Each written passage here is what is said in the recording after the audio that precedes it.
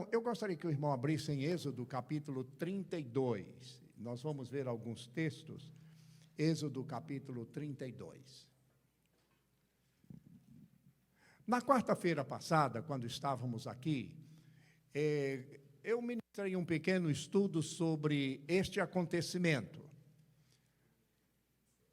Para que o irmão entenda exatamente o que passou, Moisés foi chamado por Deus para subir ao monte de Deus, Monte Sinai, o Horebe, famoso monte. E ali ele subiu e o Senhor entregou nas mãos dele as tábuas da lei, escrita pelo dedo de Deus, os 10 mandamentos, escrita pelo dedo de Deus. E Moisés ficou um tempo lá. E ficou lá na presença do Senhor. E eu disse que quando a gente está na presença do Senhor, o tempo não conta. A gente se sente bem. Quando estamos na igreja louvando ao Senhor, ouvindo a palavra, tendo comunhão com os nossos irmãos, aquilo faz tão bem a nossa vida. O tempo não conta realmente. E Deus não chamou Moisés ali para ficar só 10 minutos com ele, 15 minutos. Não, Deus chamou e ele ficou muito tempo mesmo. Ele não só recebeu as tábuas das leis, os 10 mandamentos, mas toda a instrução que Deus queria que ele desse para o seu povo. Então aqui está a primeira lição. Quando estamos na presença de Deus, devemos ouvir e devemos ter o nosso coração sensível para receber a instrução dele para a nossa vida. Isto através da palavra, através do Espírito Santo, a ministração do Espírito, isto através da comunhão que temos uns com os outros. Então, quando estamos na presença de Deus, vamos permitir que o Senhor fale. Vamos deixar que o Espírito Santo toque na sensibilidade espiritual da nossa alma. Deus fala através de uma música, Deus fala através de uma oração, Deus fala através de um cântico, Deus fala através de um irmão que depois do culto está falando com você. Deus tem muitas maneiras de falar e chamar a minha e a sua atenção. Então, seja sensível à voz de Deus. Moisés estava ali no monte ouvindo a voz de Deus, ouvindo a instrução de Deus, e ele então ficou tão feliz, tão agradecido, tão abençoado. Mas, sempre tem um mais, né? Porém, sempre tem um porém, todavia, contudo, é uma lista aí de advérbios, que a gente fica, mas, isso me lembra muito, lá falando sobre Naamã, diz assim, Naamã era um general extraordinário, porém, era leproso. Este porém, irmão, é que faz a diferença, né? Porém, Moisés lá no monte, experimentando toda aquela alegria, o Senhor disse, olha, desça rápido, porque o meu povo se corrompeu. E quando Moisés desce, o que tinha acontecido? O povo tinha pedido a Arão, o sacerdote, para fazer um bezerro de ouro. E aí todo mundo dançando lá e dizendo, este é o nosso Deus que nos tirou do Egito. Ó, como as pessoas esquecem rápido o que Deus faz, né? Como nós somos ingratos, como nós não conseguimos guardar em nosso coração aquilo que Deus realiza no meio da nossa vida, na nossa família, nos nossos negócios, a gente esquece rápido. E o povo esqueceu também. E voltou-se para a idolatria, adorar um bezerro feito de argola. Diz a Bíblia que as mulheres tiraram as argolas, os homens, tudo, os anéis e tal, e fizeram, e Arão fez um bezerro de ouro. Arão, o sacerdote de Deus, fez um bezerro de ouro e falou, pessoal, pode pular à vontade de servir esse Deus, que te tirou da terra do Egito. Um homem de Deus fez um bezerro de ouro. O que significa isso? Aqui está a minha segunda lição para você. Não é porque o homem seja de Deus que ele não comete pecado e que ele não faz as coisas erradas. Não vá atrás da pessoa, atrás da palavra de Deus. Não ponham seus olhos em líderes humanos, mas ponham seus olhos em Jesus. Ele nunca lhe decepcionou. Uma vez um irmão chegou para mim, coitado da igreja, tinha deixado de a igreja, fui falar com ele, e ele disse, pastor, estou decepcionado com a igreja, eu vou lá, os irmãos não falam comigo e tal, eu entro e saio, ninguém me diz bom dia. Só, irmão, primeiro, será que o pessoal está vendo o irmão vindo e saindo? Porque o senhor tem vindo tão pouco na igreja que talvez aquele irmão que o senhor queria ouvir bom dia não está. Aí no domingo o irmão vem e o senhor não vem. Então nunca o senhor ouve bom dia realmente. Irmãos, quando nós queremos desculpas, a gente tem de sobra. Não há problema. Quando eu estava na escola, trabalhando aqui no Fort Worth ICD, era interessante ver não somente os alunos, como os pais. Uma lista de desculpas. Ah, meu filho não fez o homework por causa disso. Ah, não fez. E a gente sempre tem uma desculpazinha. Não é verdade? Quando Moisés desceu do monte, viu aquilo ali, olhou para Arão e disse: Arão, por que você fez isso? Ah, foi o povo que ficou em cima de mim, pedindo tal. Meus irmãos, além de colocar os seus olhos em Jesus e não em pessoas humanas, aqui está a terceira lição. Não coloque no outro a culpa que é sua. Não coloque em alguém uma desculpa que você não cola nem em você, quanto mais no outro. Seja sincero para com Deus e diga: eu errei. E isso é que Arão deveria dizer: Senhor, eu errei. Quantas vezes nós fazemos as coisas erradas e nós não temos aquela humildade para chegar e dizer: eu errei. A Bíblia diz que Deus honra aqueles que se humilham, porque quem se humilha será exaltado. Mas quando nós olhamos o povo de Israel, o que a Bíblia diz? Que eles eram um povo de dura cerviz. O que é cerviz? Este nervo aqui, ó, que faz isso aqui, ó, esse movimento. Então era um povo que não baixava a cabeça, era o tempo todo assim, de dura cerviz, não ouvia, não queria obedecer, queria fazer o que achavam que deviam fazer. Como nós falamos em espanhol, que lhe dá a gana para fazer. E nem sempre é assim. Nem sempre nós estamos nesta situação de fazer o que queremos. E não é a situação, e não é o que a Bíblia diz que o crente deve fazer, não é?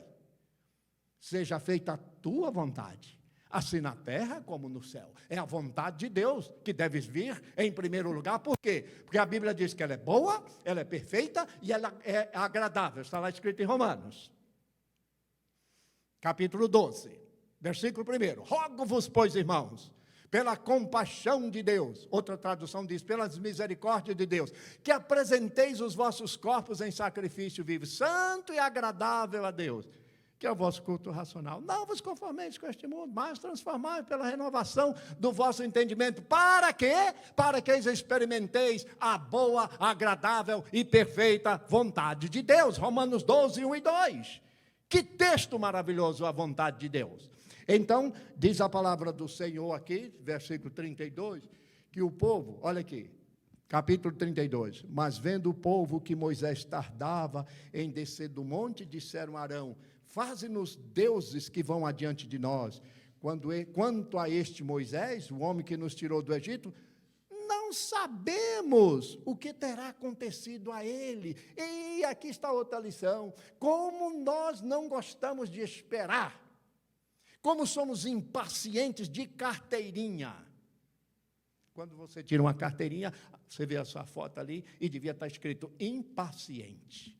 Irmãos, quantos irmãos aqui confessam que são impacientes? Levante a mão. Amém. Se você não levantou a mão é porque não olhou no espelho antes de sair. Porque somos impacientes. A gente quer que aconteça hoje o que pedimos, ou o que vamos pedir amanhã. Então, esta impaciência leva-nos a não receber de Deus bênção nenhuma. Eu estava falando com um irmão esta semana, disse: olha, Jesus foi sábio quando ele disse: basta cada dia o seu mal. Temos que ir andando, temos que caminhar com Ele, mas Ele vai nos ensinando à medida que caminhamos com Jesus. Nem à frente, nem atrás. Quando vamos juntos com o Senhor, Ele vai respondendo, Ele vai falando, Ele vai nos corrigindo, Ele vai nos abençoando, Ele vai nos orientando. Sabe por quê? Porque estamos andando com o Senhor. A palavra de Deus diz assim: o povo impaciente, não sabemos o que terá acontecido com esse Moisés. Então espere para ver, por que você tem que adorar um bezerro de ouro? Por que você tem que ser idólatra? Por que você tem que ser desobediente? Por que você tem que fechar o seu coração para o Senhor? Só porque você não sabe onde está o servo de Deus? Que história é essa? Mas, irmãos, quando Moisés desceu e viu aquele quadro ali, que tristeza no seu coração. Que tristeza. O povo adorando um ídolo, um bezerro de ouro, deixando de adorar a Deus, o Deus que tinha tirado eles da terra do Egito, o Deus que até então tinha conduzido o seu povo, o Deus que tinha prometido dar a eles uma terra que manava leite e mel, levá-los até Canaã, agora estavam ali, é esse bezerro de ouro aqui que vai nos abençoar, ou que tem nos trazido até aqui. Foi o bezerro de ouro que abriu o Mar Vermelho? Foi o bezerro de ouro que mandou 10 pragas em cima do Egito? Por que a gente esquece tão rápido dos ensinamentos da palavra do Senhor? E Moisés, então, fica muito triste. E Deus diz, olha, desça. E ele desceu do monte. Quando ele vai descendo do monte, vai Josué, seu companheiro de ajuda. Ele diz, olha, eu estou escutando o povo cantar. Eu estou escutando um barulho. Não são vozes de vencidos nem de vencedores. São cânticos. Mas, irmãos, como eu disse quarta-feira passada, eram cânticos, não era louvor. Há uma diferença entre cântico e o louvor. O cântico sai da boca, o louvor sai da alma, sai de dentro de mim. Louvar ao Senhor é arrancar de dentro do meu peito o que eu tenho de mais precioso para Ele. Por isso que a Bíblia diz, ao Senhor teu Deus adorarás, só a Ele serás. Por isso que a Bíblia diz, a minha alma, como Maria falou no seu cântico, a minha alma engrandece ao Senhor, e o meu espírito alegra em Deus meu Salvador.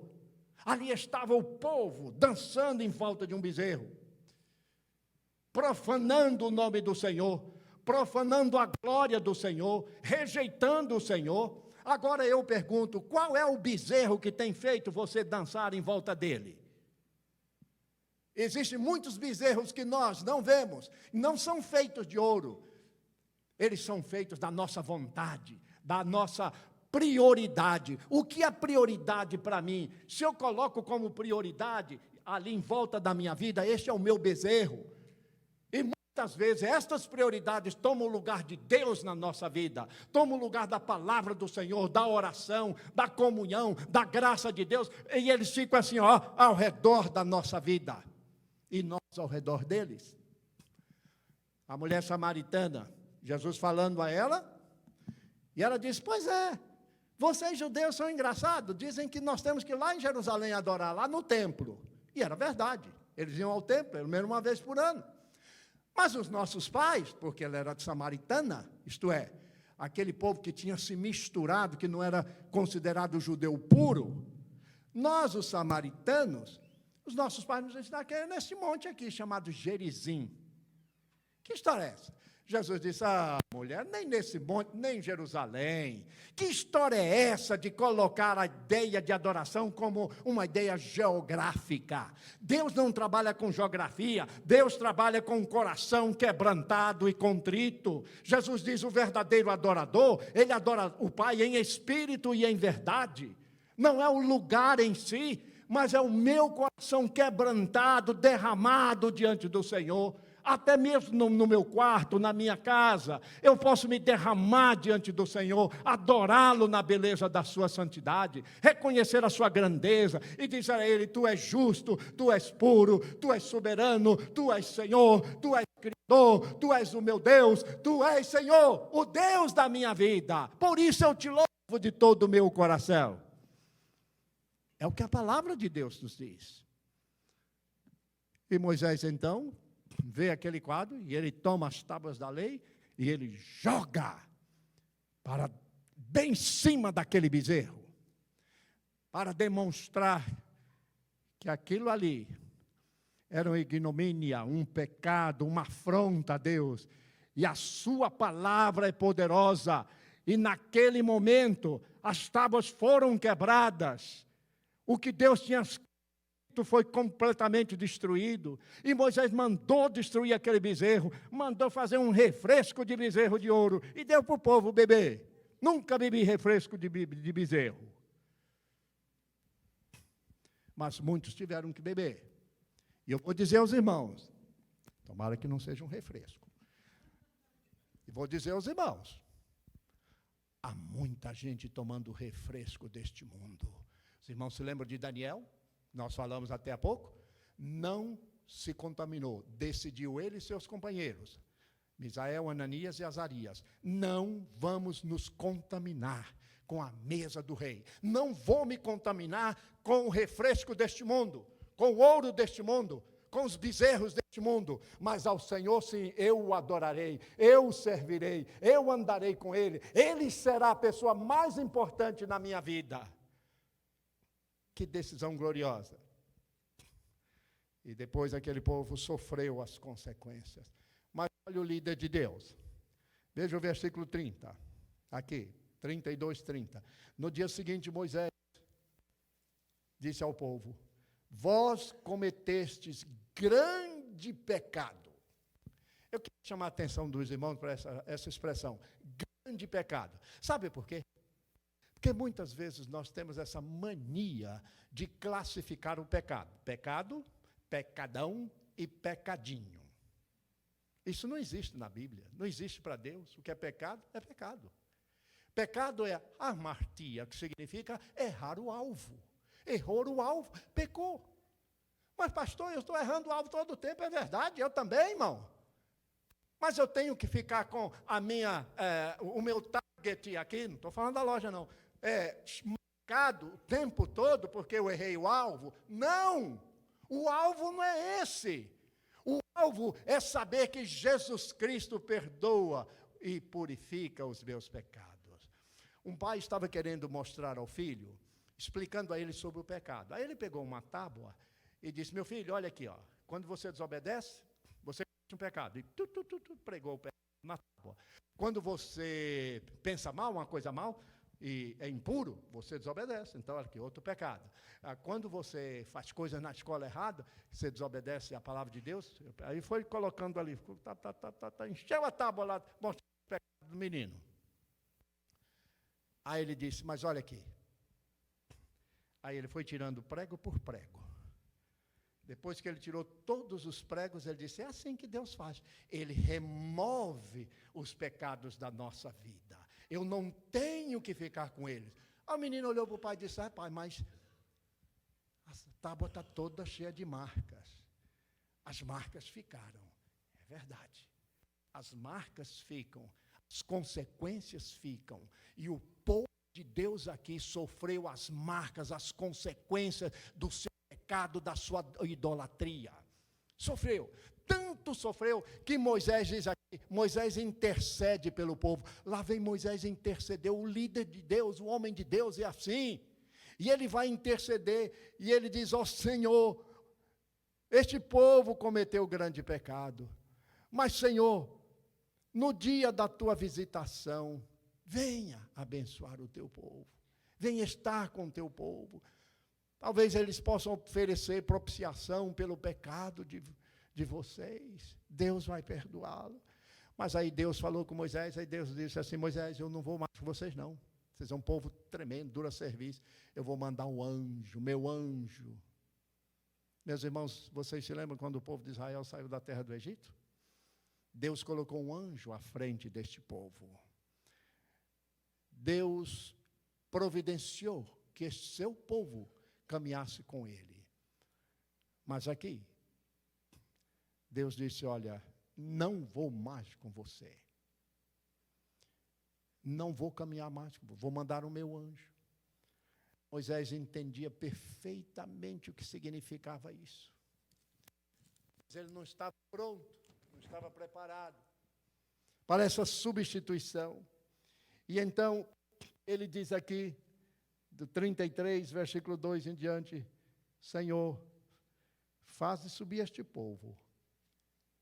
Porém, Senhor, versículo 15, se a tua presença não vai comigo, não nos faça subir deste lugar. Meus irmãos, Moisés sabia o que significava a presença de Deus. Ele experimentou essa presença de Deus desde lá no Egito. Agora Deus falando que não iria mais, que não iria caminhar com eles mais. Moisés disse: não, Senhor, Não dá, nem me faça sair deste lugar. Se o Senhor não vai conosco, se não temos a tua presença, não nos faça sair. Irmãos, sem a presença de Deus, para onde vamos? Foi o que o discípulo disse ao Senhor Jesus. Senhor, para onde iremos nós? Só tu tens palavra de vida eterna, e temos crido e conhecido que tu és o Senhor. Para onde iremos nós? Sem a presença de Deus. Para onde vai a sua família sem a presença de Deus? Para onde irão os seus filhos? Para onde irá a sua família no Brasil sem a presença de Deus? E o irmão no seu trabalho, no dia a dia, o que o irmão vai fazer sem a presença de Deus? Senhor, sem a tua presença, não me faça ir para o meu trabalho, não me faça ir, Senhor, nesta viagem, não me faça comprar esta casa, não me faça, Senhor, comprar este carro, sem a tua presença, sem a tua direção, sem a tua orientação, não me faça, Senhor, agir dessa maneira. Porque nós sabemos o que significa fazer uma coisa contrária à vontade de Deus. Em 1968, eu fui morar com uma família de missionários americanos. E no ano de 1971, eles estariam voltando para cá de férias. Eu estava sentindo que Deus estava me chamando para o ministério e eu queria pular fora. Disse, eu não quero saber de ser pastor, nem. Meu pai tinha sido pastor, eu vi o que ele passou. Disse, eu? Nem pensar. Aí eu cheguei para o missionário e disse assim, você vai de férias para os Estados Unidos, vai passar um ano, você me leva? Ele disse, bom, se você trabalhar, juntar dinheiro para comprar a sua passagem, eu te levo. Eu trabalhei, juntei o dinheiro. Aí ele disse, agora eu vou lá, em Brasília, lá, no consulado, levar a sua papelada e tal. E ele foi. Quando chegou lá, o consulado simplesmente disse, não. Não tinha motivo nenhum, não era o que existia hoje, 1970, final de 70, imagina que tinha nada. A gente entrava dentro do consulado, sentava lá, falava com o cônsul, era tudo assim, não tinha nada a ver. Tudo era diferente. Depois do setembro, coisas mudaram. Mas não antes.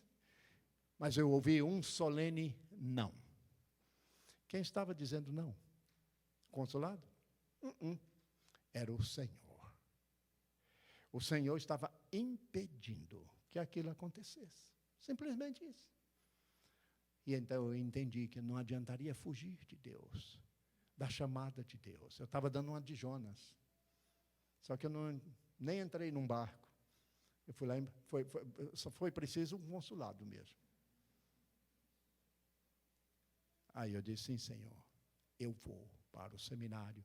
E entrei em 1971 no seminário, terminei em 74. E a minha primeira igreja, janeiro 5 de 1975, pastoreando uma igreja de 150 membros. 120 a 150, porque tinha uns mortos e feridos lá na lista. Meus irmãos, é difícil andar sem o Senhor. Se as coisas já são difíceis com Ele, porque muitas vezes nós somos provados, imagine sem a presença do Senhor na nossa vida. Aqui está uma lição preciosa. Não tente fazer nada sem a presença do Senhor. Permita que Deus sempre esteja governando a sua vida, o seu coração, o seu dia a dia. Eu sei que há uma tentação de nós acharmos que o que estamos pensando é o melhor, mas não é não. Coloque-se de joelho diante de Deus, coloque aquele assunto diante de Deus. Eu tenho visto Deus fazer coisas grandiosas ao longo da minha vida. Mas isto é a razão de joelho em terra. Joelhos em terra. A gente não se ajoelha muito, não. Os mais velhos, como eu, porque não consegue. Vai até certo ponto, né, adeus. Aí a gente para, não consegue. Os mais novos, porque não estão acostumados. Os de meia idade, porque já fiz isto. E a gente não ajoelha diante do Senhor. O que significa se ajoelhar diante do Senhor? Significa você dizer a Ele, eu não sou nada, eu não sou ninguém. O Senhor é o Senhor da minha vida. O Senhor é grandioso, o Senhor é soberano. Eu não sou nada. Então, meus irmãos, vamos buscar sempre esta orientação do Senhor. Eu e você temos na nossa mão uma arma poderosíssima, chama-se oração. Oração. Como nós podemos usar a oração de maneira maravilhosa, e Deus responde as nossas orações. É claro, Ele não vai dizer sim, sim, sim, todas as vezes que você pedir, como Ele me disse não no passado. Ele algumas vezes vai dizer não, Ele vai dizer espere, mas busque o Senhor, buscai ao Senhor, diz o profeta Isaías, buscai ao Senhor enquanto se pode achar, invocai-o enquanto está perto. Então, buscar ao Senhor, colocar diante de Deus a nossa aflição, a nossa agonia. Quando eu era pastor lá em Sorocaba, Emerson, havia uma irmã da nossa igreja que tinha 101 anos. Desses 101, 40 anos em cima de uma cama paralítica. Aí eu fui visitar. Logo que comecei meu pastor, a igreja foi visitar. Quando cheguei lá, Egésio, aquela irmã com tanta alegria me recebeu. Entrei no quarto dela, ela ali numa cama. Depois de conversar, eu orei e eu fui saindo do quarto. Quando eu fui saindo, ela disse, pastor, de cima, eu posso recitar uma poesia para o irmão? Eu pensei, poesia? Essa irmã 101 anos? Sim, pode, irmão. Aí ela começou, de Joia Júnior, fica conosco, ó Senhor. Meus irmãos, eu já conhecia essa poesia, mas eu nunca vi ela recitada de uma maneira tão profunda, tão extraordinária, como aquela irmã fez naquele dia. Como é diferente quando a gente tem o Senhor na vida. Não importa a cama onde a gente está, a paralisia que está o nosso coração, não importa o sofrimento, né, irmão Jefferson, né, irmã Marcela? O que importa é que o Senhor está na nossa vida, cuidando de nós, de cada detalhe, de cada situação. Ele não nos deixa sozinhos. Olha que coisa linda, irmãos. Eu estava lendo a história desta reunião muito linda que teve no clube social da cidade. Juntou-se ali as beldades da cidade, os líderes, todo mundo, porque estava ali um poeta famoso do país inteiro e queria falar. Aí ele chegou à frente e disse assim, pessoal, eu teria muitas coisas para falar, mas eu vou falar a poesia mais linda, aquela que fala mais para mim. E se você achar estranho, pode achar, mas é a que fala mais para mim. Aí ele começou. O Senhor é meu pastor, nada me faltará. Deitar-me faz em verdes pastos, guia-me mansamente às águas tranquilas. E recitou a poesia toda. Quando ele terminou o Salmo 23, o povo aplaudiu. O incrédulo não conhece bem. E fica maravilhado quando ouve essas palavras. Quando ele terminou, aí alguém disse assim, olha, aquele ali é o pastor. E nós gostaríamos que o pastor viesse à frente falar. Dizer alguma coisa para a gente. Terminando essa reunião. O pastor foi. Chegou ali, o pastor disse, gostaria de recitar o Salmo 23. E ele começou, o Senhor é o meu pastor. E quando ele terminou de recitar, todo o auditório, ninguém bateu palma, porque todos estavam chorando. Há uma diferença entre a palavra sair da boca e a palavra sair do coração. Entre a palavra ser ouvida como uma poesia linda, e quando ela é ouvida como a palavra de Deus ungida. E isto faz diferença. Quando pega o seu telefone e alguém do seu círculo de relacionamento está passando uma fase difícil, e você pega o telefone e diz, olha, ei, Floriofildo, é Merculina, deixa eu lhe dizer alguma coisa. E você diz então, eu sei que você está passando uma fase difícil, mas eu gostaria de deixar essa palavra para o seu coração. O Salmo 46, Deus é o meu refúgio e fortaleza, socorro bem presente na angústia. Você vai ouvir do outro lado, obrigado. Porque o irmão vai sentir, a irmã vai sentir um coração sequioso, sedento da palavra de Deus. Isso, meus irmãos, precisamos deixar que Deus use a nossa vida de maneira maravilhosa, como Deus usou Moisés, não só para corrigir o povo, mas como orientá-lo, como abençoá-lo, para conduzi-lo de maneira maravilhosa. Eu disse, a presença do Senhor, ela é inspiradora.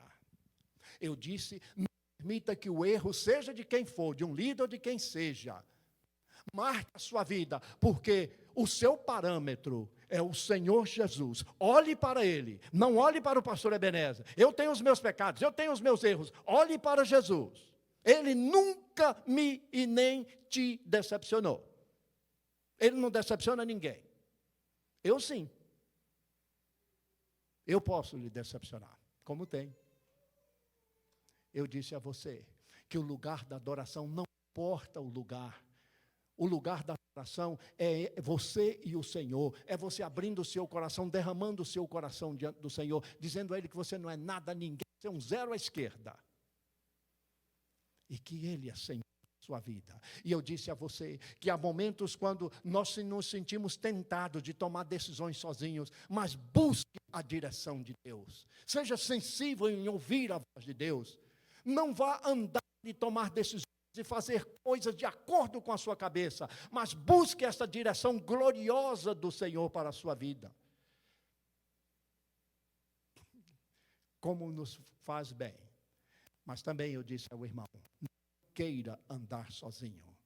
Não rejeite esta presença do Senhor. Se o Senhor, diga a Deus, se o Senhor não for comigo, eu não vou sair do lugar não. Não vou não, Senhor. Porque é a tua presença que enche a minha vida. Espírito enche a minha vida, nós cantamos. Espírito enche a minha vida. Como faz bem, irmão, quando nós permitimos que Deus fale e haja no nosso coração. E termino. Há pecado? Por que você vai guardar pecado na sua vida? O salmista disse, enquanto eu calei, os meus ossos doíam, eles envelheceram. Eu tenho que abrir a minha boca em confissão ao Senhor. Não é chegar para o Jerry, vem cá, deixa eu contar meus pecados para você. Você pode até contar, só que ele não pode fazer nada. Ele vai ficar horrorizado. Mas abra o seu coração para Deus. Senhor, eu pequei. Eu fiz, como disse Davi, o que os teus olhos parecem mal. Um homem de Deus extraordinário, cometeu um tremendo de um adultério, depois matou o esposo da mulher, um homem de Deus, irmãos, mas este homem de Deus, depois que Natã, o profeta, chegou, botou o dedão no nariz dele e disse, você é o homem que fez isso, Davi, e você fez as escondidas, mas Deus vai fazer as claras, Deus vai te punir às claras. E, irmão, Davi viu o seu povo sofrer, o seu reino sofrer, e a sua família destruída por causa do pecado dele. Mas se arrependeu. E quando você lê o Salmo 130, você vê Davi na fossa. Das profundezas a te clamo. Aí você volta, dá um pulo no Salmo 42, no Salmo 40. Aí diz o quê? Diz que ele esperou pacientemente pelo Senhor e Deus colocou os seus pés sobre a rocha novamente. Deus o trouxe de volta. Então essa confissão faz com que cada um de nós começa a desobstruir toda a nossa comunicação com o céu. É o que a palavra de Deus diz. Eis que os meus ouvidos não estão agravados para que não possam ouvir, diz o Senhor. Mas os vossos pecados é que faz separação entre mim e você, para que eu não escute. Então, o sangue de Jesus, seu Filho, nos purifica de todo pecado. Eu confesso, Deus me perdoa. E a minha vida segue adiante. Como? Perdoado pelo Senhor. Como é gostoso dar perdoado pelo Senhor. Como é gostoso.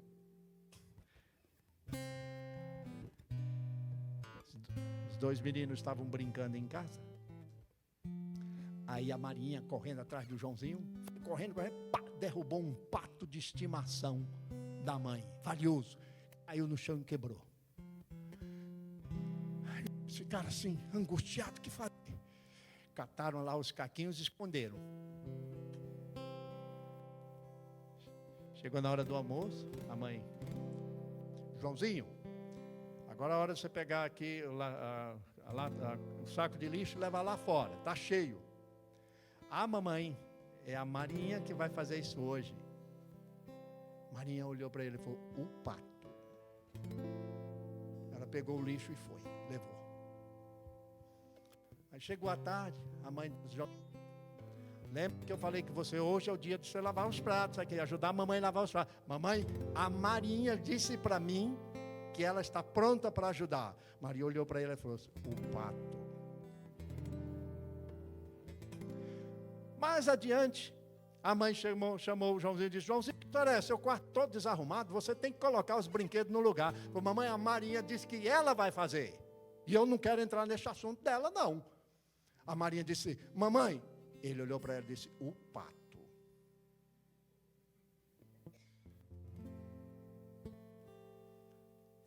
Chegou uma hora, a Marinha não aguentou. E a mãe achou estranho. Mas, mãe, eu tenho que contar uma coisa para a senhora. Sabe, estava correndo, bati e quebrei. E o tempo porque ele quer falar para a senhora. Ele está me ameaçando, dizendo que se eu não fizesse as tarefas dele, ele iria contar para a senhora. A mãe abraçou a filhinha, disse, filhinha, por que você não falou há mais tempo? Tudo bem, não tem problema não. Mamãe pode comprar um outro pato e tal. Ele olhou e disse, ah, Joãozinho, agora é a sua vez, né? Irmãos, por que o diabo tem que olhar para você e ficar o pato? O pato, lembrando dos seus pecados. Todas as vezes que ele lembrar dos seus erros, dos seus pecados, lembre a ele que ele vai passar a eternidade no inferno. Porque o irmão é perdoado pelo Senhor Jesus. Não caia nessa. Porque se você cair, você que vai pagar o pato. Mas lembre-se, somos perdoados pelo Senhor. Ó Deus, graças te damos pelo perdão de Jesus, pela graça de Jesus. Graças te damos porque há muito já tomamos essa decisão de te servir e fazer a tua vontade. Senhor, ajuda-nos para que naqueles momentos de fraquezas, de erro, de pecado, possamos correr para os teus braços e ser recebidos por ti, Senhor. Senhor, não quero ficar amarrado pelo inimigo, mas eu quero ser livre para te adorar e fazer a tua vontade. E aqui estou, Senhor, pronto a me dedicar a minha vida ao Senhor. Fazer a tua vontade, andar nos teus caminhos. E nesta manhã, coloca a sua vida diante de Deus, dizendo, Senhor Jesus, perdoa os meus pecados. Eu entrego a minha vida a ti, quero ser um crente fiel, fazer a tua vontade. Senhor, levante sua mão, quero orar por você, em nome de Jesus. Amém. Alguém? Senhor, graças te dou. Algum irmão gostaria de dizer a Deus, Senhor, limpe o meu coração. Tu conheces a minha vida. E aqui, Senhor, eu faço de uma maneira tão sincera. Eu quero, Senhor,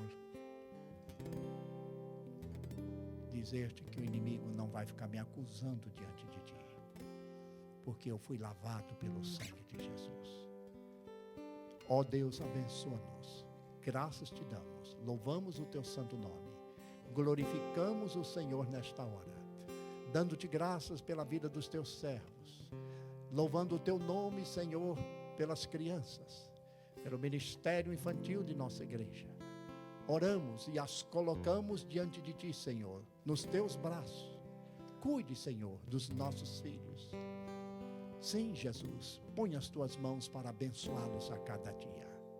E use a minha vida, a nossa vida, como espelho para eles, para que eles, olhando no nosso exemplo, possam, Senhor, glorificar ao Pai que está no céu. Nós oramos em nome de Jesus. Amém, amém e amém. Olá, eu sou o pastor Abraão e nós agradecemos você por ter acompanhado essa mensagem conosco. Espero que você tenha sido edificado e até a próxima. Muito obrigado.